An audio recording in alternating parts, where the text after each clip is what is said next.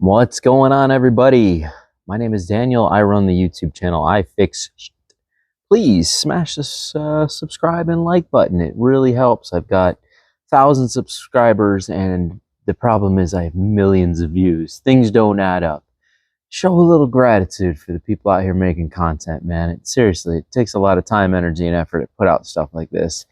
But that being said, I'm sure a lot of you are going to be here more for the entertainment purposes of this than anything, because this isn't really a learning video, which is normally what I centralize my channel around, is DIY content to help people.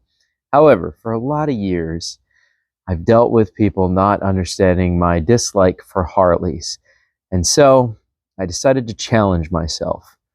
So let's do this. Watch my intro, drop a subscription, hit the like button if you would. Hype the video, show it some love, maybe drop a comment after you watch this, and let's dabble a little bit deeper into why I actually bought a Harley, because I have a lot to say. So I'll see you guys after my intro.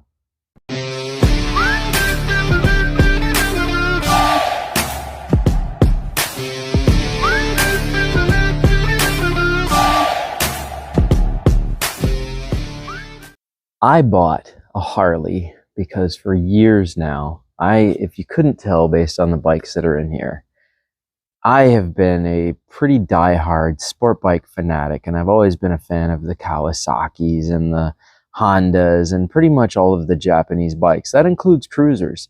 I've had over 500 personal bikes. I'm 39 years old. I buy, fix, and repair motorcycles just as a hobby to show people how to do awesome things. But I have always avoided Harleys.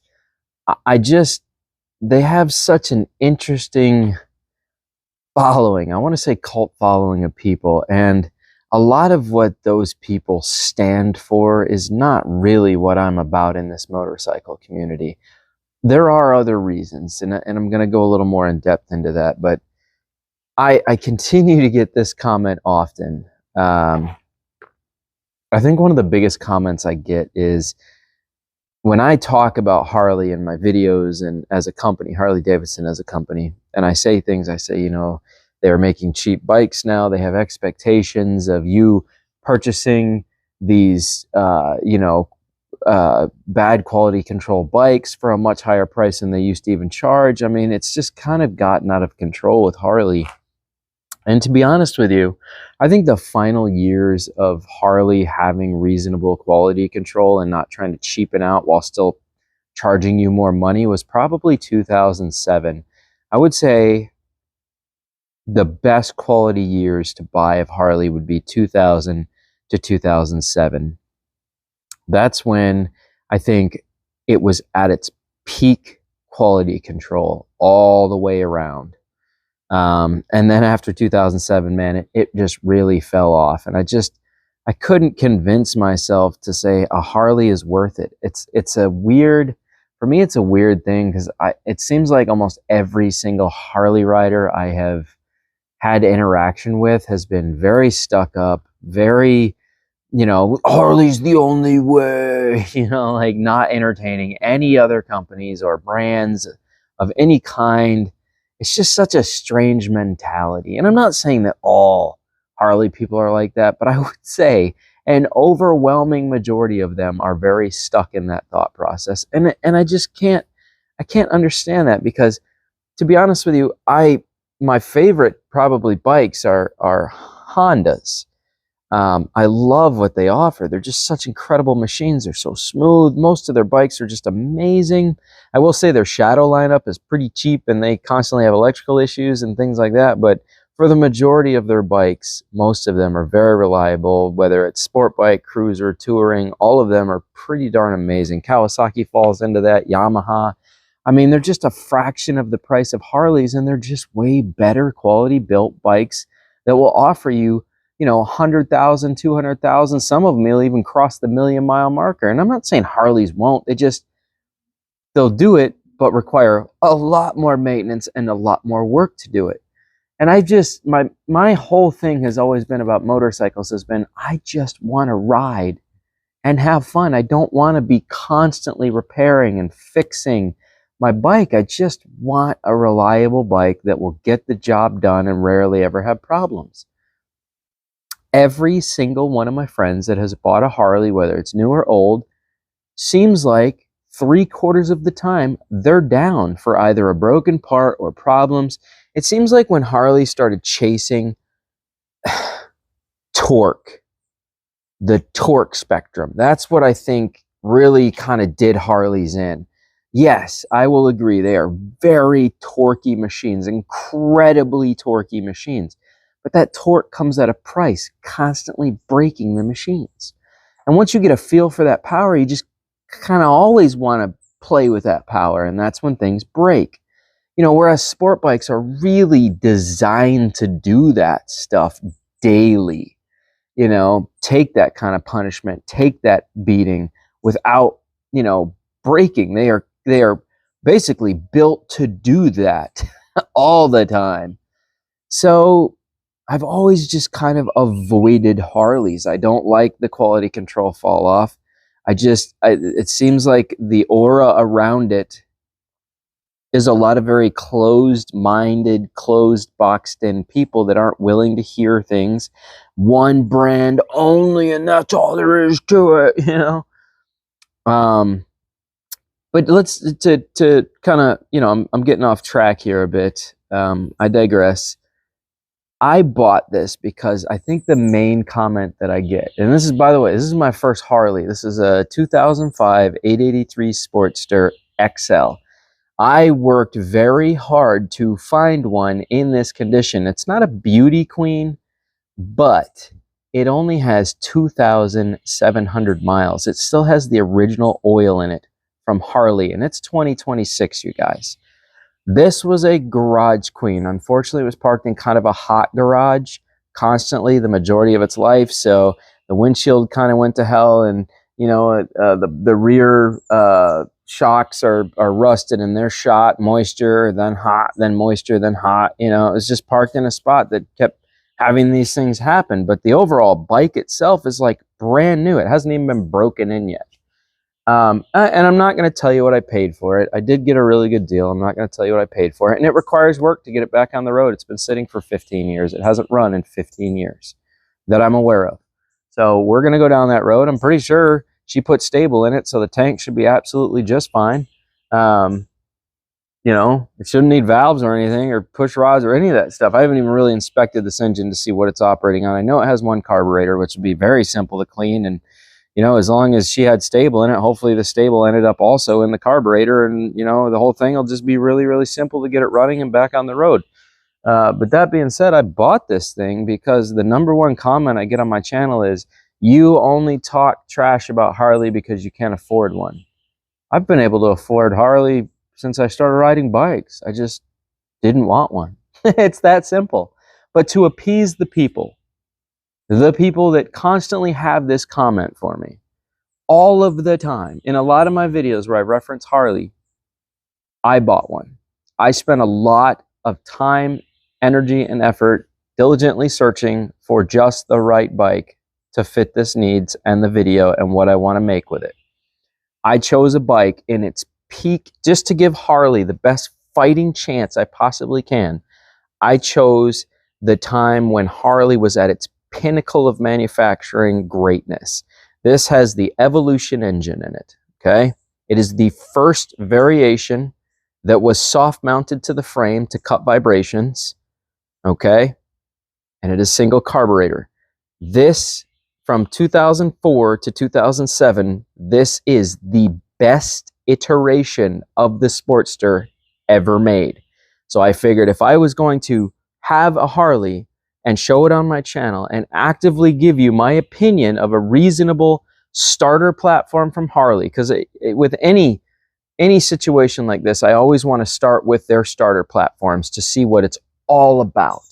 I want to know what gets me into Harley. This supposedly is the bike that gets you into Harley. Belt driven, supposed to be really smooth now with the Evolution engine and the soft mount. Single carburetor, should be a really smooth on and off the throttle experience.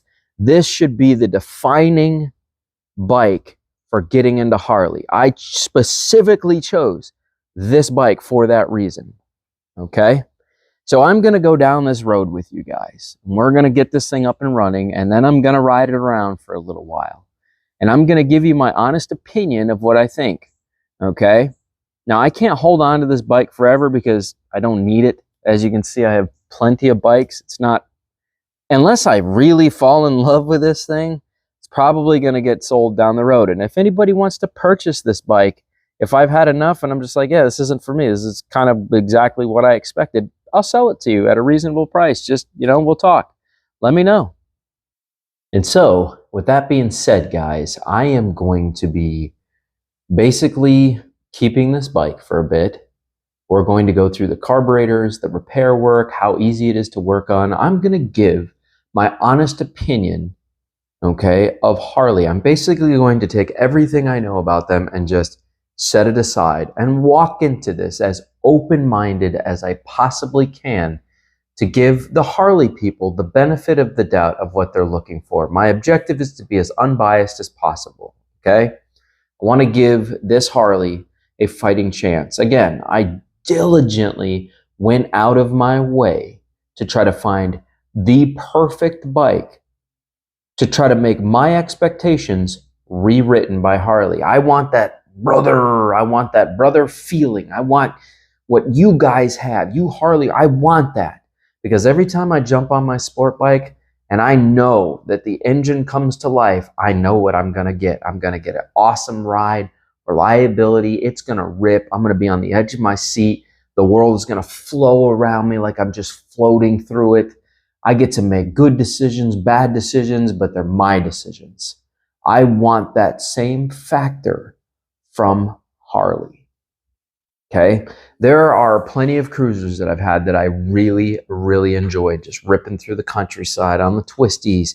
Nice Honda or Suzuki engine, just purring, just brrr, aesthetically pleasing to the ears, beautiful area to view, girlfriend on the back, taking it all in. I love those situations just as much as I love sport bikes. The question is it going to be what I'm looking for? The 883 is a heavy-ass bike. I'm not going to sit here and sugarcoat it. For such a small engine, it's a heavy bike. That bike weighs 600 frickin' pounds. That is a heavy machine. Most of the bikes that I've had that are in the 650, 750, 900 range aren't even close to that for cruisers from Kawasaki, Honda, or Yamaha. That is a dumb heavy bike. Okay, I'm already here to tell you, pushing it around and rolling it, I already don't like it. All right, and again, this is me trying to give Harley the benefit of the doubt that they're going to prove something to me. All right, based on what I've already touched and ridden, it's hard for me to say that I already like this bike rolling and things about it. But again, I am trying to give it the fairest shake I possibly can. I'm going to try to walk into this like I'm buying a Harley. I'm buying a starter Harley platform. And I have had a Buell Blast. Technically, at one point, that was, Harley's starter bike. That's what they offered from Buell. And I love Eric Buell. He is an amazing motorcycle designer. Okay? He has made some of the craziest bikes on the planet. And I did have a number of Buell Blasts, actually, that I converted to cafe racers. And that, at one point, would have been the step into Harley. But then, 883, that is the offered version of what you should be getting if you're getting into Harleys. So I bought one. I bought the best year they ever produced and manufactured, the hardest one to get your hands on, the pinnacle of starter bikes from Harley at its true essence form of quality control. I am going to repair this carburetor. I'm going to go through it and tune it properly. I wanted the carburetor version because of how smooth they are. I hate fuel injection. I specifically chose carbureted for a reason. Otherwise, I would have bought a 2007. I wanted carburetor. Okay? This is the essence of Harley. I am trying to stick to that the best I possibly can. There has to be a reason why Harley has such an outreach of people. And I am here to try to find what about Harley makes you guys so excited. Let's go down this road together. Smash the like button, subscribe, show me some love. I've got a whole series coming for just the Harley alone. Okay, so we can take this trip together. My girlfriend's going to ride on it with me. She's going to give her opinion. She's ridden on a lot of bikes with me.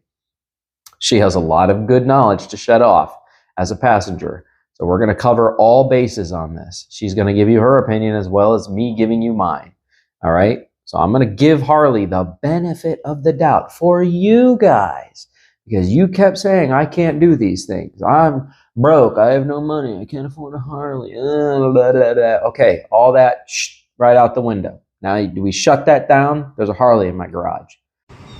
Okay, I guess I own a Harley. Let's take it home, get it running. And I made it my job to find the best possible one from the starter class just for you guys.